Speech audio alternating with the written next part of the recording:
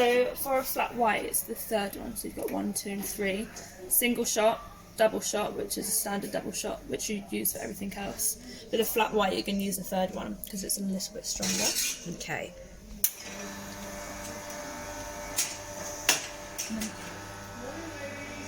What's with it counting up? That's just the counting the stretching. So you'll see that one will go longer than the second one. Why does that one say That's 116? the temperature. Okay. Okay, so for the steamer, you've got, it goes up or down. So when you go down, it's on left, or if you go up, it's just